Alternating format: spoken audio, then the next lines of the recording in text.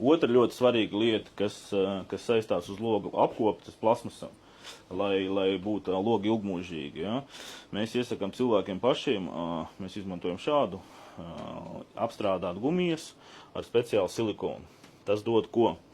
Tas dod, ka tas materiāls paliek elastīgs, nemainīgi ilgāku laiku un nesāk sprēgāt un nesaraujās. Bet ir viena lieta, kad šo ir jēgas darīt tikai tad, ja jūs to darat jau no sākuma jauniem logiem. Ja jūs tagad noskatīsies video, un jūsu logiem, piemēram, ir 10 gadi, jūs tad izdomāsiet, klau, ok, man to vajag darīt, tam vairs nav jēgas, tas materiāls jau ir ielaists.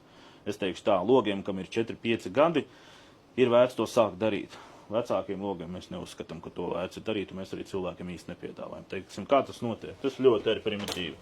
Atveram logu vaļā, paņemam vienalga kādu lupatiņu, viegli uzpūšam virsū, ja, un nojam visu perimetru, lai viegli viņu samitrinam to gumiju. Gan šo vērtnes gumiju, gan arī no šai pusē, gan arī šo rāmja gumiju.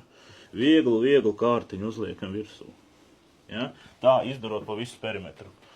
Pagaidām kādu minūti, 2, nevarot logu ciet, lai viņš bišķi apžūst, un varam droši ciet.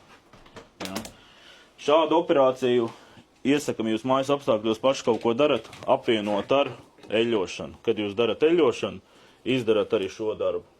Tas noteikti ietekmēs arī gumijas kalpošanas mūžu, un jums varbūt nebūs pie mums tik ātri jāvēršās, lai mēs mainītu jums gumijas. Jūs atkal varēsiet iekonomēt kaut kādu naudu un kaut kādu laiku tam visam.